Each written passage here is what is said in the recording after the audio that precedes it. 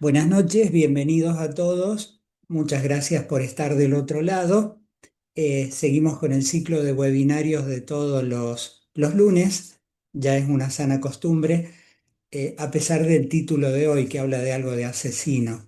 Pero bueno, este, decirles que el colegio está disponible para todas las necesidades de los colegiados. Esta es la educación continuada.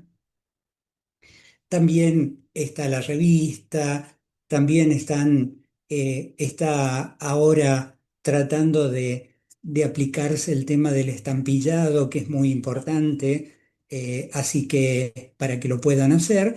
Y todos los que deseen certificados, al final le mandan un correo a Mariana, que va a estar puesta, que es la secretaria del comité, y a la vuelta de correo lo van a recibir ustedes. Eso tiene un costo del valor de un estampillado para los que deseen el certificado. Los que no, no hay problema. Y si alguien lo quiere ver en otra instancia, porque hoy tiene guardia o no lo puede hacer, van a quedar grabadas la disertación de las doctoras. Tengo el honor de presentar a la doctora Gabriela Bortolotto, que es clínica médica y que es reumatóloga, trabaja en CEMAFE. Y está también a cargo de toda la parte de telemedicina para acceder a todas las interconsultas que se pueden hacer desde el interior, que ella nos va a comentar en más detalles. Y está la doctora Julia Riera, que también es especialista en clínica médica y también especialista en reumatología, que ella está en la parte del consultorio. Prestigiosas, si lo hay, reumatólogas de nuestra jurisdicción. Y bueno, vamos a comenzar a desandar todo esto de la reumatología que parece una cosa tan oscura, tan distante, tan difícil, y porque las enfermedades que tienen, que son numerosísimas, colagenopatías, enfermedades vinculadas a la autoinmunidad, eh, y la artritis es una de las primeras que se llevan. Si bien a lo mejor la prevalencia de la artrosis es mucho más frecuente, sin embargo, la artritis nos cuesta mucho llegar a un diagnóstico correcto y sobre todo de una terapéutica adecuada. Así que, doctoras, adelante. Las preguntas van a estar al final o lo pueden ir haciendo por chat y después las leemos al final. Bien, bueno, buenas noches a todos. Gracias por la invitación a participar de este webinario. Y bueno, voy a empezar con mi presentación.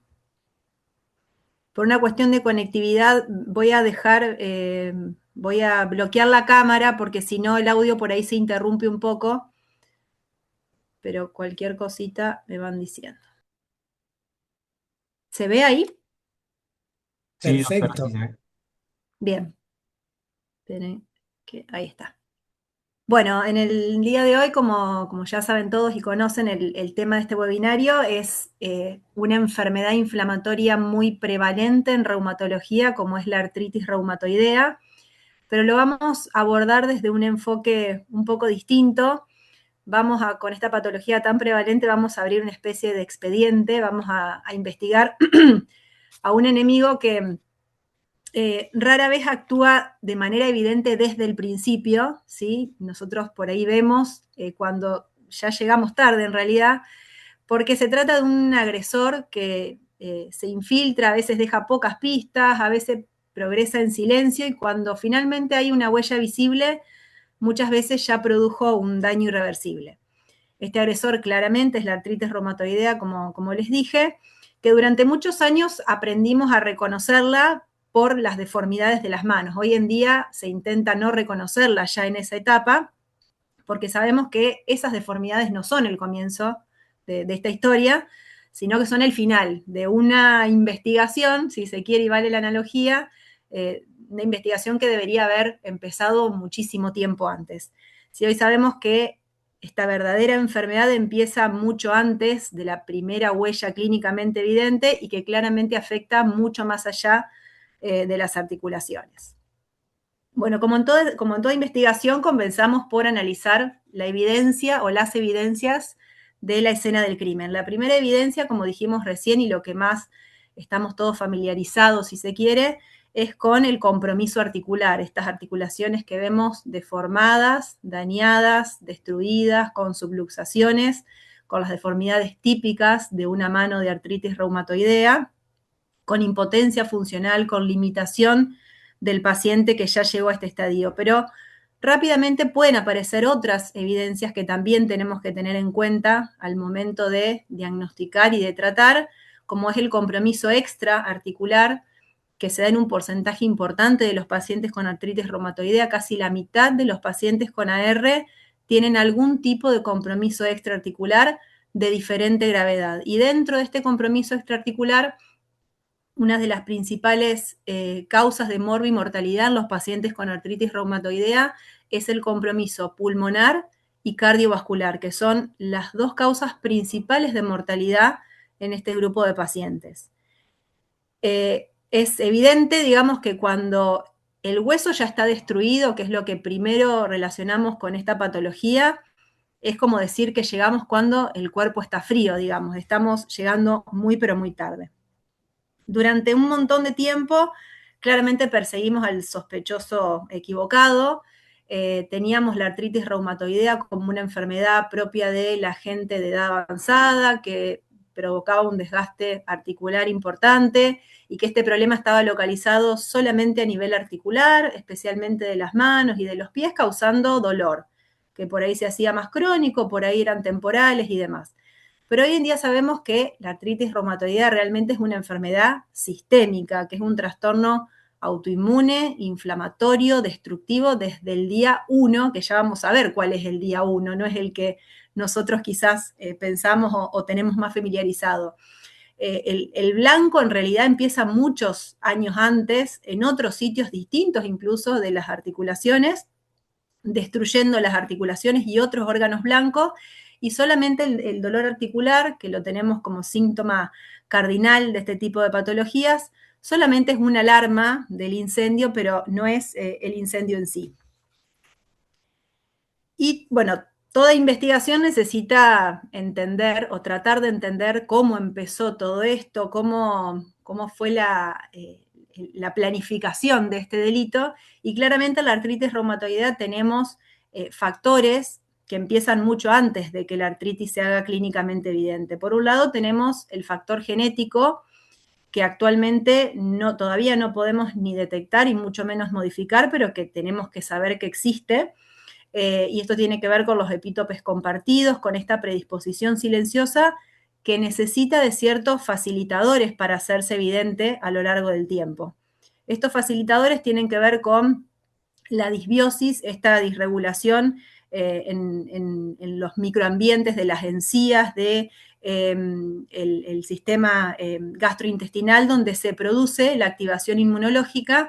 Y desde el punto de vista ambiental, entre otros factores, uno de los más estudiados, que tiene que ver con la fisiopatología, incluso con cosas medibles que después podemos hacer, es el tabaquismo, ¿sí? Se sabe que el humo del tabaco altera las proteínas pulmonares, provocando esta citrulinización.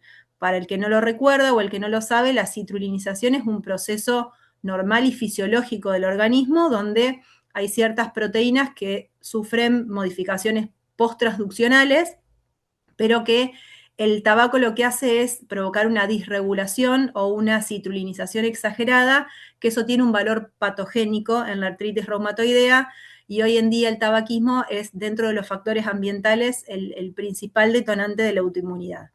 Es decir, como vemos acá, y como dijimos recién, la inflamación no nace en la articulación. A veces la vemos o la detectamos en la articulación, pero claramente aparece en zonas alejadas y viaja hacia la articulación, entre otros factores. Entre otros órganos, perdón.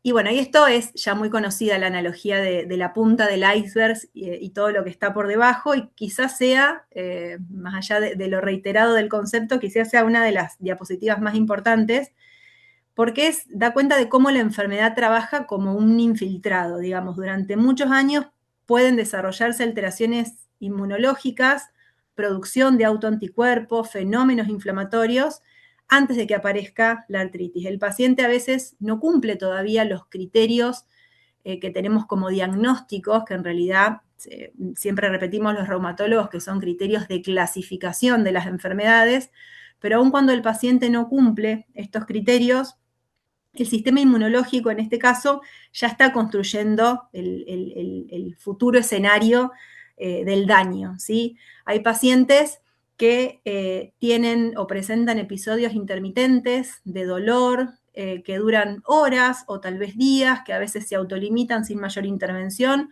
o que se limitan con alguna intervención casera, si se quiere, como antiinflamatorios en dosis bajas por unos pocos días, y esos cuadros pasan sin pena ni gloria, sin dejar secuelas, y son pacientes que debemos mirar de cerca para ver el compromiso futuro. El 80% de estos pacientes con este reumatismo palindrómico, que son estos eventos autolimitados o transitorios de dolor articular, presenta anticuerpos positivos y muchos de ellos progresan hacia una artritis reumatoidea definida y concreta.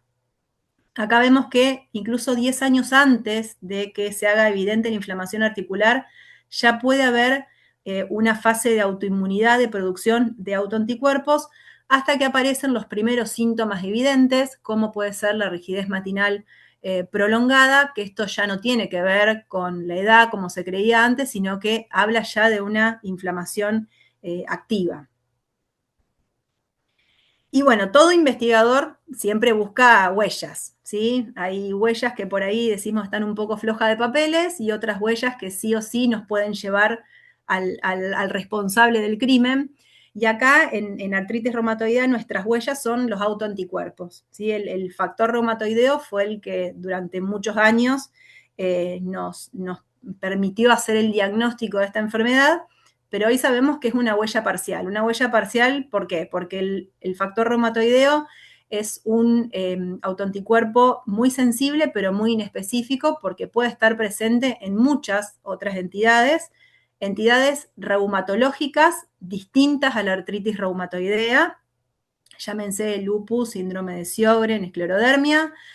Puede estar presente en condiciones no reumáticas, ¿sí? Como infecciones, por ejemplo, incluso puede estar presente en pacientes sanos, sin patologías, sobre todo de edad avanzada, ¿sí? Entonces hay que siempre interpretarlo en un contexto clínico adecuado.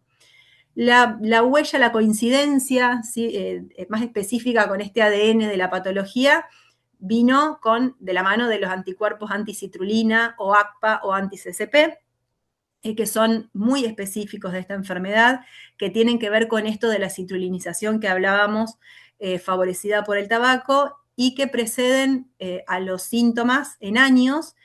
Tanto el factor reumatoideo como el anti-CCP tienen un peso en el pronóstico de la enfermedad, porque son pacientes que al tener mayor seropositividad en estas dos huellas, digamos, serológicas, son pacientes que en general presentan una enfermedad mucho más agresiva y erosiva a nivel articular, y también que muchas veces se comportan con mayores manifestaciones extraarticulares.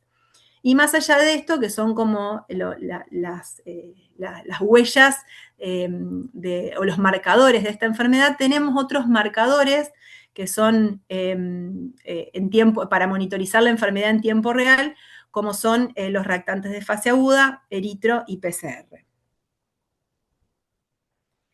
Bueno, y en estos pacientes, en esta base del iceberg, estos pacientes con reumatismo palindrómico o con estas artralgias sugestivas de artritis reumatoidea, es donde está nuestro desafío, porque es nuestra ventana de oportunidad.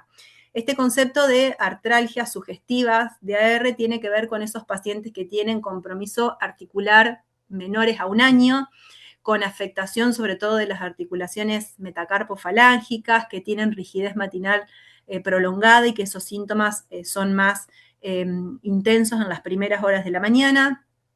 Obviamente que tienen mucho peso si ese paciente tiene un familiar de primer grado afectado con la patología, y al examen físico son pacientes que en general, si bien pueden no mostrar una sinovitis clínicamente palpable y activa, tienen dificultad para cerrar el puño y tienen dolor a la compresión lateral de las articulaciones metacarpofalángicas, que los reumatólogos lo llamamos prueba de squeeze.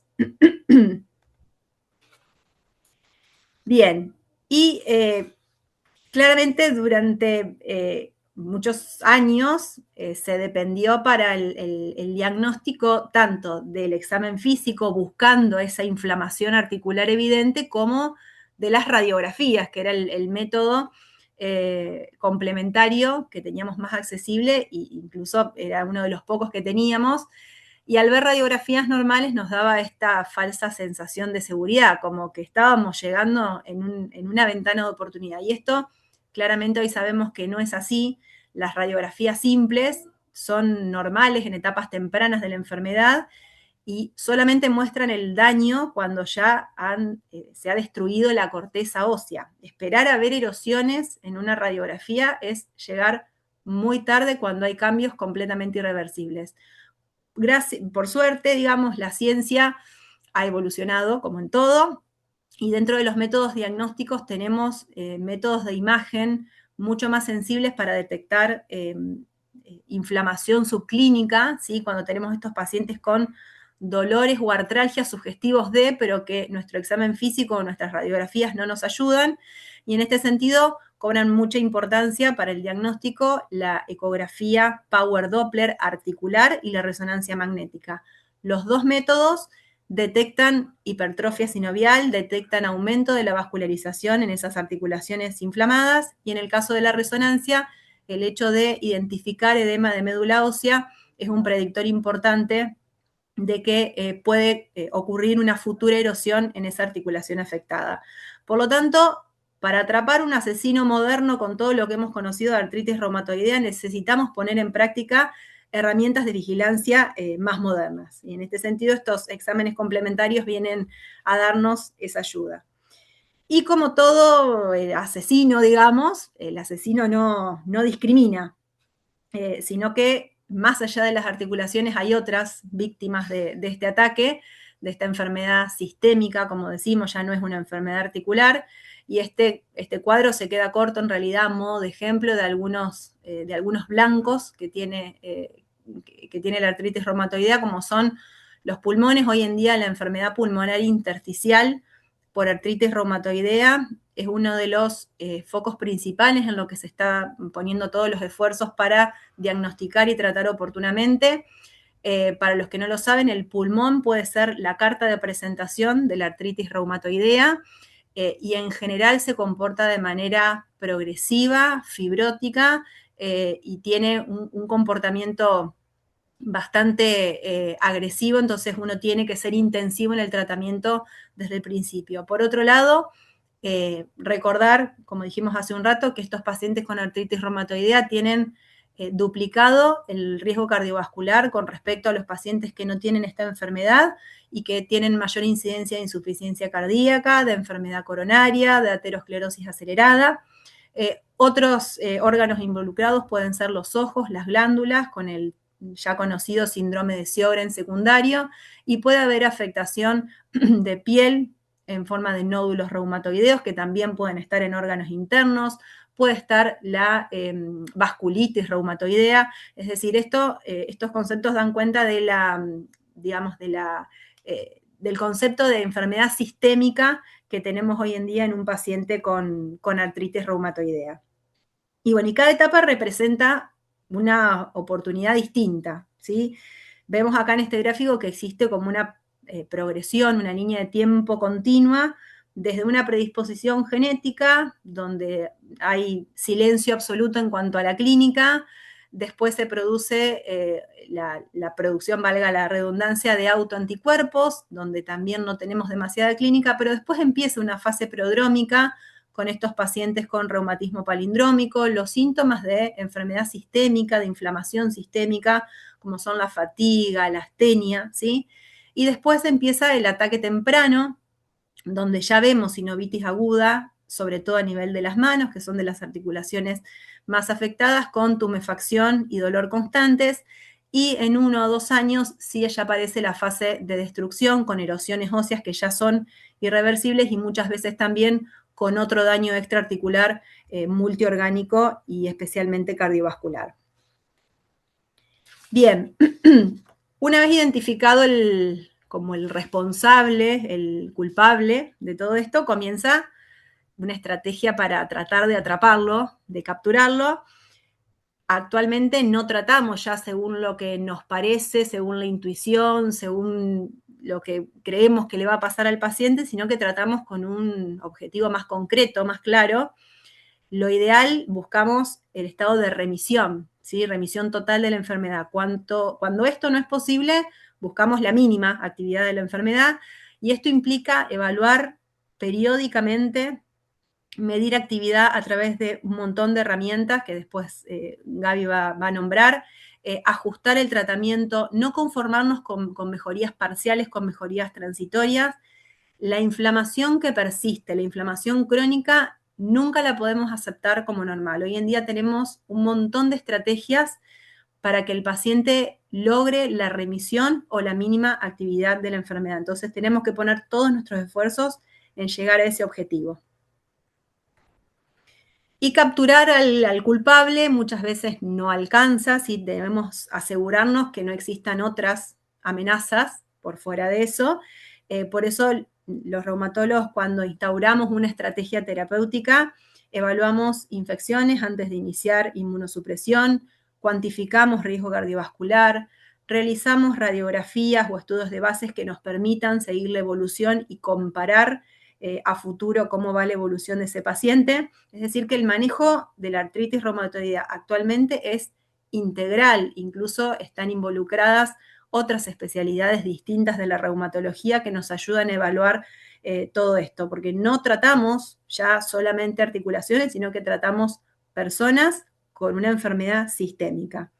Y después de revisar todas las pruebas, el veredicto es más que claro: la artritis reumatoidea no comienza cuando aparece una deformidad articular, comienza muchísimos años antes, progresa a veces muy silenciosamente, compromete, como vimos, mucho más allá que las articulaciones, incluso a veces, como dijimos, la carta de presentación es un compromiso extraarticular y tenemos que poner la mirada en forma más integral. Y nuestro trabajo consiste en reconocer las primeras evidencias, cualquiera sean, poner en marcha las herramientas diagnósticas disponibles, las que tengamos, y obviamente intervenir antes de que ese daño sea irreversible. Porque el tiempo ya no es solamente articulación, el tiempo es pulmón, el tiempo es corazón, el tiempo es función, el tiempo es calidad de vida. Y quise terminar con esta frase, siguiendo con la analogía de este crimen, que la mejor investigación no es la que resuelve un crimen, sino la que logra impedir que ocurra. En artritis reumatoidea, diagnosticar precozmente y tratar con un objetivo definido es exactamente eso: evitar que el daño deje su primera huella. Ojalá podamos llegar en esta etapa.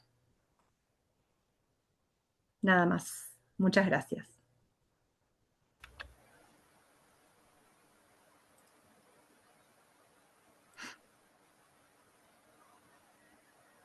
Bien, muy bien. Bueno, Julia ya les habló del autor material de este asesinato. Yo les voy a hablar de quién es el autor intelectual. No sé si ahí se ve bien. Sí. Perfecto. Bárbaro. Sí, hay un autor intelectual de este crimen y que a quien ahora esta noche corresponde el juicio oral también, y que es la inercia clínica, ¿no? Y que no tiene que ver con ser o no ser especialista, esta inercia tiene que ver con ser o no ser médico, ¿eh? Yo les voy a mostrar toda la evidencia que tenemos y cómo es la sentencia en el manejo de esta patología. ¿Por qué decimos que el acusado es la inercia médica y de qué cargos se le atribuye? Bueno, el cargo es este retraso negligente en la escalada terapéutica, este esperar y ver qué pasa, ¿eh?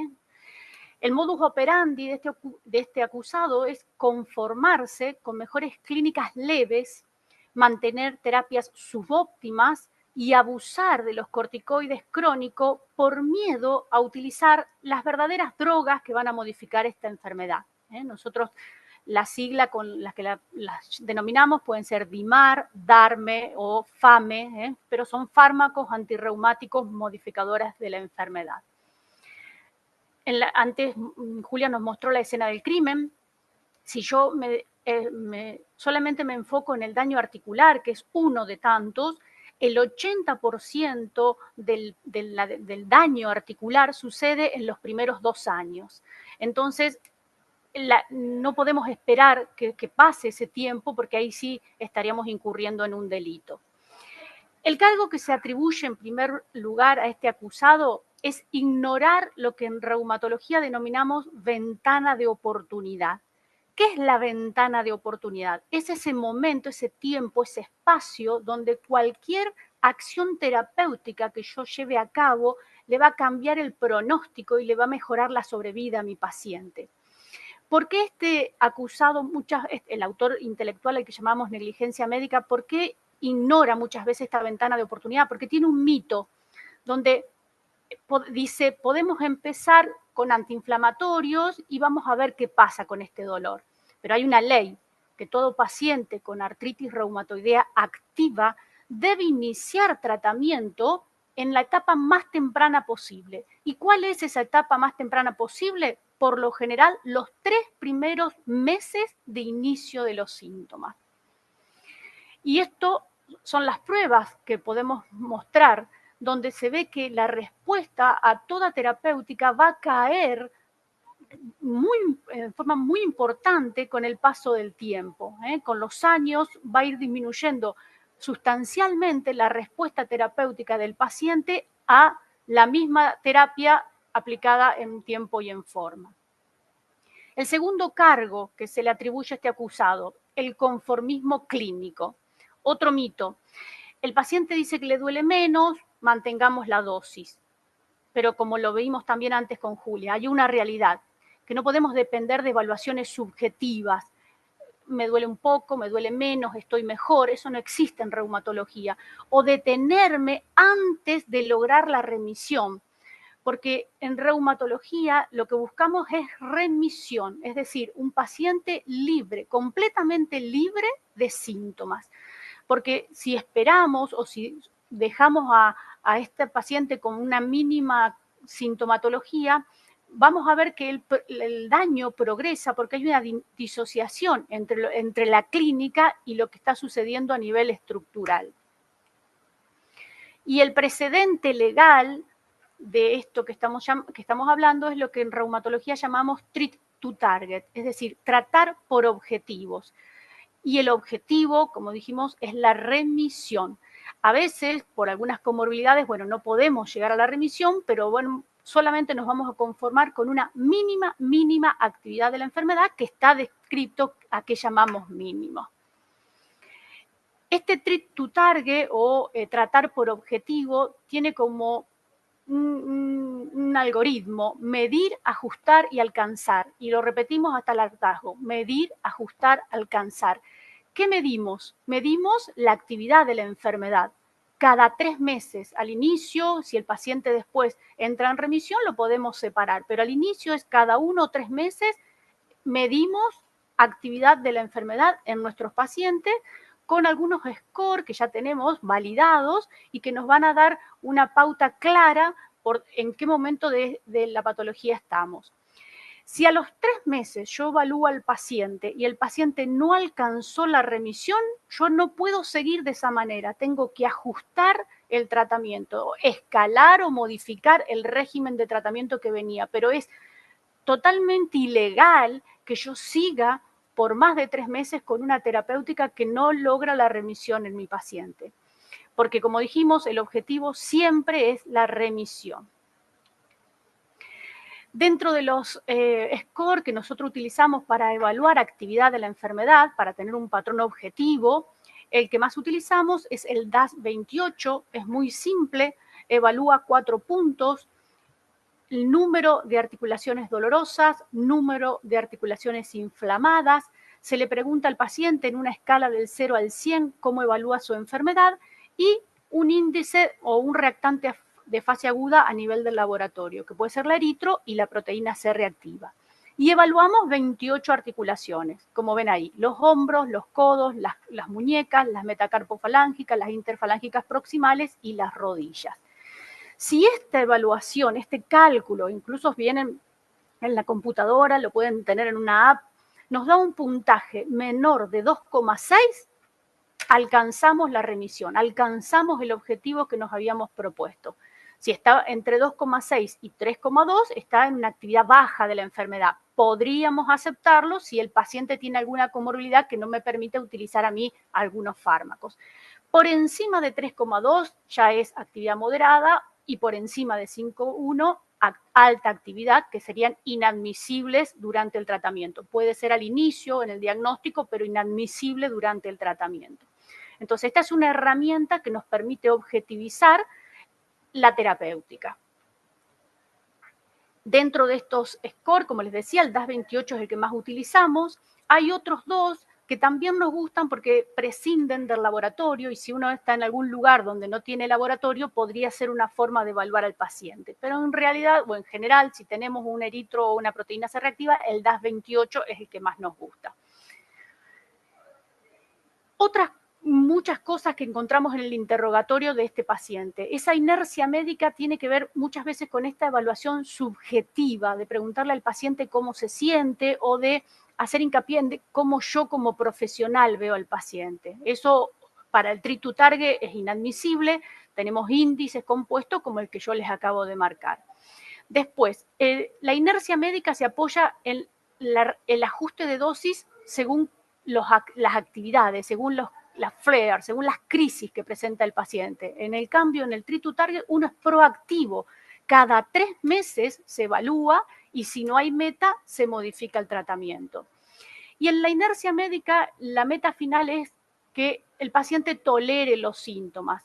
Para el treat to target, como lo vimos, es la remisión clínica y freno total del daño radiográfico.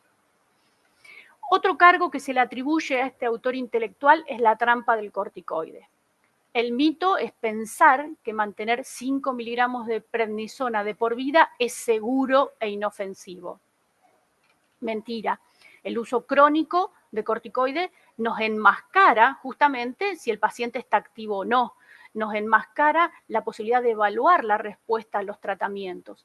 Y ya sabemos todos los efectos a largo plazo, osteoporosis, mayor riesgo cardiovascular, infecciones, que hoy una de las complicaciones que nosotros tenemos a nivel cardiovascular, nos nombró la doctora, a nivel pulmonar, y las infecciones, donde cuando uno va a evaluar los factores que estarían asociados a estas infecciones, el mayor factor o el principal factor es el uso de corticoides. Y no esos corticoides que yo le doy una vez al año, cada 15 días, sino la cantidad acumulada de corticoides que este paciente recibió durante el tratamiento crónico.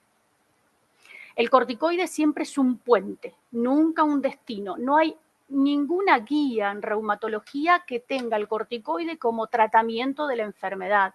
Es simplemente una indicación que hacemos hasta que las drogas modificadoras de la enfermedad comiencen a hacer efecto. Y apenas conseguimos esto, reducimos lo más rápido que sea posible. Por lo general, estas drogas modificadoras de la enfermedad a los 4 o 6 meses comienzan a actuar y sería momento de discontinuar estos corticoides. ¿Cómo hacemos la reducción? Después de los 4 o 6 meses, cuando logramos lograr la remisión de la enfermedad con alguna droga modificadora de la enfermedad, empezamos la reducción 1 miligramo cada 2 a 4 semanas. Si yo veo que durante esta reducción el paciente se brota, puedo hacer la disminución un poco más lenta. Pero aquellos pacientes a los cuales yo no le puedo bajar de 5 porque se activan, a esos pacientes los llamamos enfermedad resistente y van a ver que vamos a hacer algo al respecto que no tiene nada que ver con seguir usando corticoides. Enfermedad resistente es aquella enfermedad donde yo voy a evaluar al paciente en los primeros 3 o 4 meses y el paciente no logra la remisión, sigue con actividad de la enfermedad o bien está inactivo pero con 5 o más miligramos por día de corticoide. A eso llamamos enfermedad resistente. Entonces, ¿qué hacemos en esos casos? Si el paciente no estaba usando corticoides, puedo hacer alguna acción temporal con corticoides, pero si no, la idea de esos pacientes es aumentar la droga que yo estaba usando como modificadora de la enfermedad.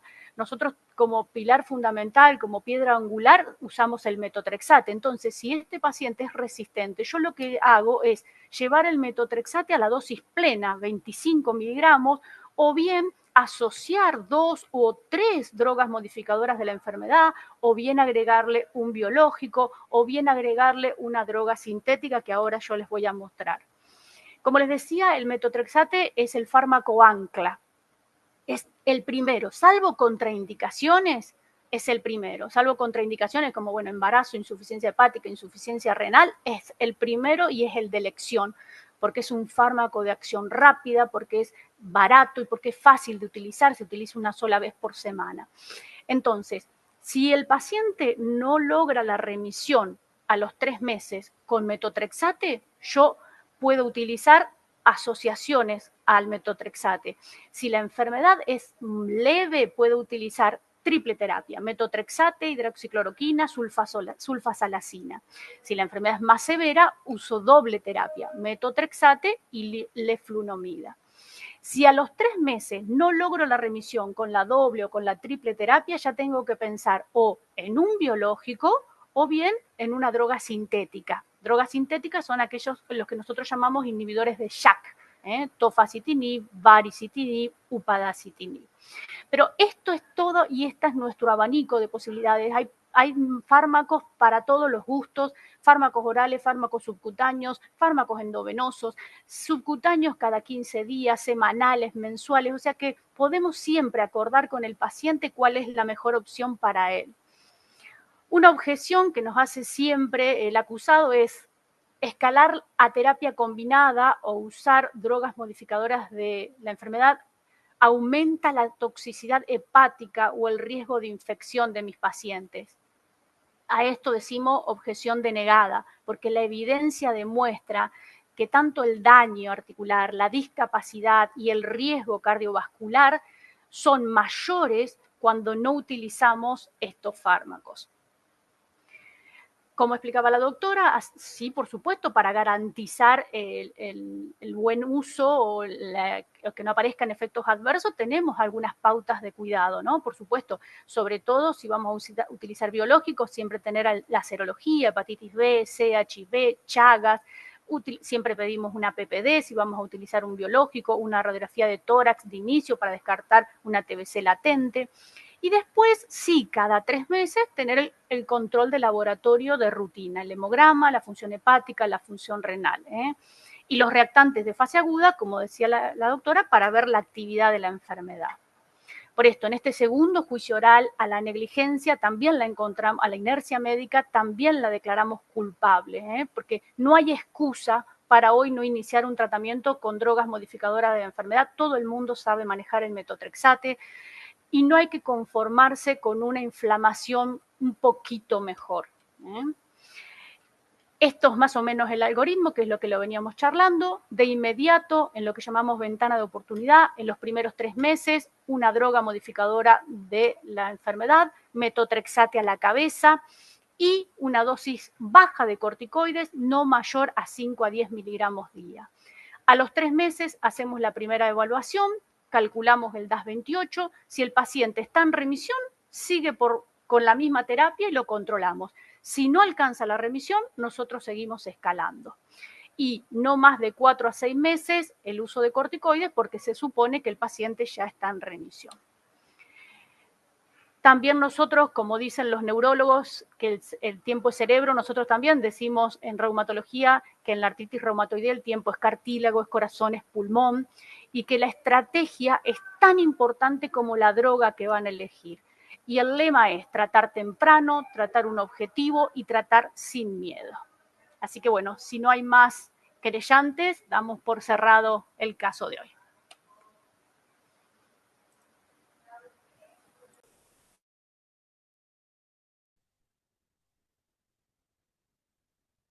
¡Wow!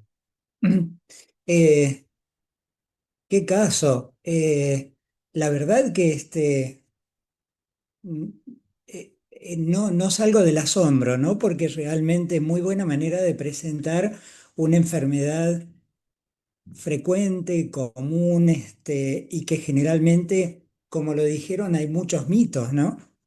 La inercia clínica en los tiempos en que vivimos y sobre todo en las enfermedades crónicas nos hacen mucho daño, porque uno a veces no tiene respuesta, otras veces le parece que está bien lo que decían y es cierto. Yo me noté un par de cosas como para disparar, todavía no hay preguntas, pero, por ejemplo, una de las cosas precoces que decían, sobre todo para evitar toda esta cascada inmunológica, es el tema de la microbiota, que puede aparecer las alteraciones 5 a 10 años antes de la enfermedad. Y eso está bastante complicado, ¿no? Es muy controvertido, sobre todo. ¿Qué podemos sugerir como conductas preventivas para esas personas que tienen esa genética que van a terminar desarrollando estas enfermedades? Más allá de la buena alimentación, de aumentar la cantidad de fibra, los alimentos ácidos, ¿qué nos pueden decir alrededor de esto? Sí, en realidad, digamos, para actuar a nivel de esos microambientes donde se produce esa disregulación, hoy en día sabemos que las dietas antiinflamatorias, digamos, promueven, si se quiere, como un ambiente un poco más seguro a nivel gastrointestinal. Si bien sabemos que no es el único factor, es un factor que podemos actuar hoy en día indirectamente porque, como bien dice usted, no es que a todos los pacientes le hacemos biopsia intestinal y los mandamos a, Ujú. a analizar con endoscopías y demás. Eso no está estandarizado como una herramienta, digamos, pero sí las dietas antiinflamatorias pueden prevenir ese microambiente proinflamatorio que genera la disbiosis intestinal. Eh, Eso está referido a algunos alimentos como, qué sé yo, esos bulbos tipo jengibre o sobre todo cúrcuma, para incluir dentro de la alimentación. Sí, entre otros, no son los únicos, son por ahí los que más están como en boga de conocimientos Ujú. en general, pero sí, digamos, tiene que ver un poco con lo que decía usted, el aumento de las fibras, la disminución de los ultraprocesados, de todos los productos, digamos, envasados, que claramente con todos los agregantes que tienen y los conservantes promueven toda esta disbiosis intestinal. Ujú. En Sí, pacientes predispuestos, claramente. claro, claro. Hay una pregunta que dice, Alejandra Besone, quiero preguntar si hay remisión, ¿es definitiva o puede ser una remisión temporal? Bueno, saludar a Alejandra, que es una amiga. Estas enfermedades no se curan, sí entran en remisión. A veces es muy difícil la remisión libre de la medicación, o sea, por lo general nosotros siempre vamos a menos, o sea, empezamos con todo, ¿no? Antes era una pirámide donde íbamos de a poquito, ahora la pirámide se invirtió, hacemos un tratamiento enérgico de inicio para evitar los daños y después vamos bajando. Entonces, siempre la idea es ir discontinuando las medicaciones. Si podemos bajar las dosis y hay medicamentos como los biológicos que por ahí no podemos bajar las dosis y empezamos a espaciarla. Si el paciente está bien, retiramos el biológico y por lo general se queda con alguna droga modificadora de enfermedad como el metotrexate. Largo tiempo, en eso hay que ser honesto, es largo el tiempo, pero bueno, ya no está con corticoides, que eso es lo primero que queríamos sacar, y biológicos, que también nos obliga a hacer algunos otros recaudos. Por lo general se quedan en remisión con metotrexate, te diría. Bien, algunas de las terapias biológicas tienen muchos efectos secundarios, ¿no? Como linfomas o ese tipo de cosas. Por lo menos al principio, cuando habían aparecido, estaba eso. Y funcionaban, tengo entendido, en el factor de necrosis tumoral. Eh, una de las limitaciones que tiene es el costo, ¿no? Y los auditores de los que pocos que qué sé yo, ciudadanos que quedan con obras sociales que se las limitan mucho. y ni hablar de los productos biológicos, los valores que tienen. ¿El Estado tiene disponibilidad de esos medicamentos? Yo voy a decir algo, pues Julia se dijo, pero una cosa importante, esta patología tiene un riesgo incrementado de procesos linfoproliferativos más que las drogas. Por eso, una de las cosas que pedimos anualmente es un proteinograma por electroforesis para justamente estar atento a esos, más que los biológicos. Con respecto a los costos, sí es difícil, sabemos que hoy los pagadores se resisten mucho, el Estado también hace lo que puede. Lo que yo mostraba ahí muchas veces, la triple terapia, usar metotrexato, hidroxicloroquina, Ujú. sulfasalacina, a veces puede alcanzar algún efecto similar con mucho menos costo. El tema es Sí. que al paciente por ahí le cuesta tomar tanta cantidad de medicación y es bastante difícil que se adhiera a eso en lugar del biológico, que es mucho más sencillo. Pero bueno, son todas las herramientas a las que apuntamos. Juli, ¿vos querés decir algo? No, que en realidad un poco lo que decías vos, Gaby, que digamos del Estado, con lo que se puede, con lo que hay, tenemos llegada a medicación biológica, con el advenimiento también de los biosimilares, que son drogas que han venido a bajar los costos de las moléculas originales para tener más llegada a más gente.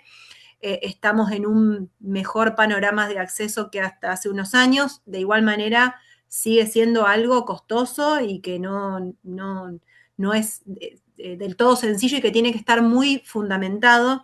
Y en esto me parece que lo más importante es esto de que veníamos hablando, no desaprovechar las ventanas de oportunidad. Porque si un paciente, si un médico trata precozmente a un paciente con este diagnóstico, probablemente necesitemos muchos menos biológicos de los que estamos necesitando ahora cuando vemos pacientes que ya llegan muy tarde. Ahí como mostraba Gaby, si uno va perdiendo tiempo, va teniendo resultados, digamos, para obtener los mismos resultados cada vez va a ser necesario un tratamiento más enérgico cuanto más tarde llegan los pacientes. Entonces, quizás lo que nos hace falta es esto, es poner en marcha estrategias para detectar tempranamente estos pacientes que probablemente sí algunos necesiten terapia biológica o tengan que llegar a esa terapia biológica, pero quizás otros que hoy llegan en una etapa que nosotros decimos, bueno, necesito un biológico, hubiesen podido tratarse antes con medicamentos de mayor acceso como los que dijo Gaby, que son los DIMAR convencionales, digamos, como metotrexato, sulfasalacina, hidroxicloroquina, leflunomida. Sigo con preguntas personales porque no veo ninguna otra anotada. Va, no personales. Ustedes contaban de que en realidad el tratamiento hay que hacerlo precozmente, lo cual está fantástico. Y daban como métodos diagnósticos la resonancia, que no siempre es posible, el eco vascular y el eco para ver la sinovia, el espesor sinovial. Eh, Como es la técnica de la ecografía es operador dependiente y eh, ¿hay algún lugar donde sugieran para hacerlo que tengan alta competencia como para poder determinar eso o que el aparato, el ecógrafo tenga determinadas características para que sea un dato confiable? Sí, nosotros nos guiamos, o sea, lo que debemos encontrar o lo que debemos ver en el ecodople es la hipertrofia de la sinovial más la hipervascularización de esa sinovial. Bien, Esos dos, porque el edema no son parámetros de enfermedad o preartritis reumatoidea o un elemento temprano de enfermedad. Tiene que estar la hipertrofia y el aumento de la vascularización. Hay reumatólogos que se entrenan en esto, pero bueno, siempre se intenta de que el que haga imágenes también vaya adquiriendo el ojo o la expertise. práctica, claro, Ujú. para ver estas señales. Hipertrofia más aumento de la vascularización.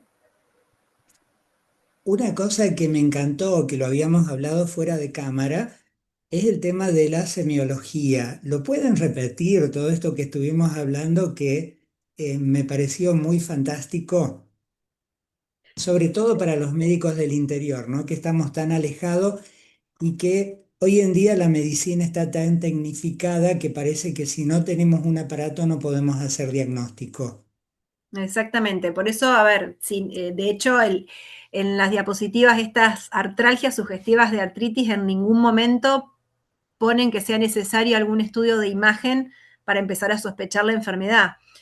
Es fundamental que escuchemos el relato de los pacientes, o sea, que empecemos con esa semiología, el interrogatorio, que son herramientas básicas que nos han enseñado en la facultad, ¿sí? Pero que hoy en día son irreemplazables, o sea, ningún método diagnóstico reemplaza esas herramientas del acto médico, ni el interrogatorio ni el examen físico. En el interrogatorio, ¿qué le duele? ¿Hace cuánto le duele? ¿Cómo arrancó el patrón, digamos, de afectación articular? Si es aditivo, si es migratriz, si es transitorio, si es...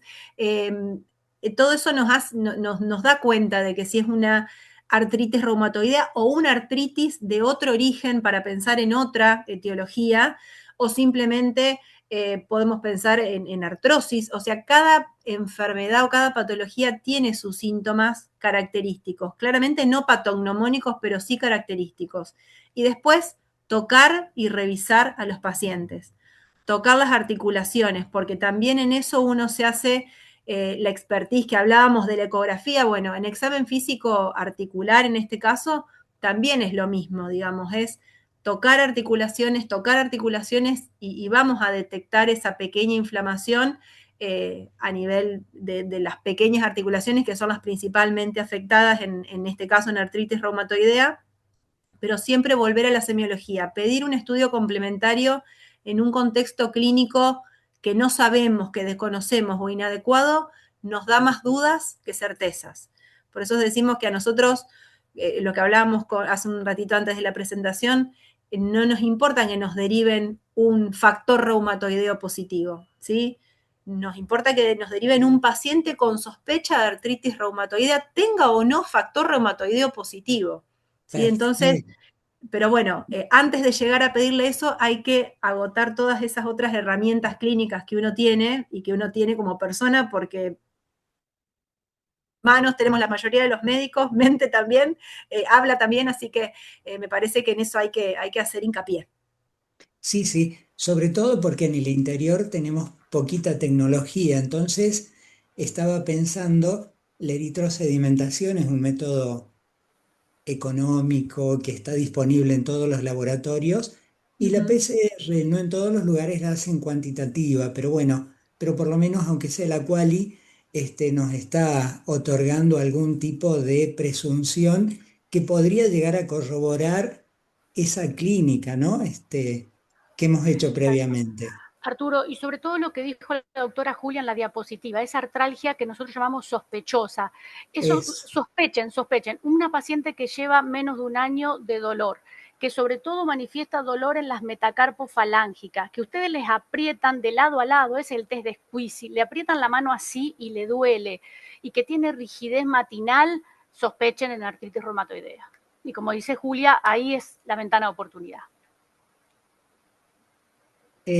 bueno, vuelvo a ofrecer, si alguien quiere hacer una pregunta, si alguien quiere pedir el micrófono, Darío se lo puede acceder para hacer algún comentario, pregunta. La verdad que ha sido una maravillosa clase magistral. Y aparte, qué buena, qué creatividad a la hora de expresarlos de esta manera, ¿no? Como para hacerlos sentir a todos los médicos bueno, que nos tenemos que hacer responsables de todo esto, evitar esto de la inercia y no ser cómplices. Y la verdad es que han sido Sherlock Holmes, a la máxima potencia. Felicitaciones. No, gracias. Son patologías eminentemente clínicas, así que acá somos todos iguales. Y créanme que yo le tengo más miedo al corticoide que al metotrexate, así que no tengan miedo ustedes tampoco.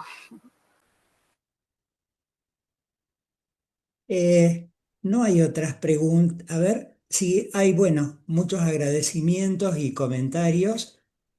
Excelente, muchas gracias. Gracias, dice Alejandra. Y no hay otras preguntas. Así que se ve que ha sido muy claro. Bueno, un placer. Un placer, Bueno, realmente. muchísimas gracias, y felicitaciones, doctoras. Muchas No, gracias. Buenas gracias. noches a todos. Muchas Gracias a Gracias, gracias, todos. buenas doctora. noches. Muchas gracias, Darío, doctor. muchísimas gracias por estar del otro lado, Bueno, muchas coordinando gracias. todo. Hasta luego. Chao, Hasta Darío. luego. Hasta Adiós. luego. Chao.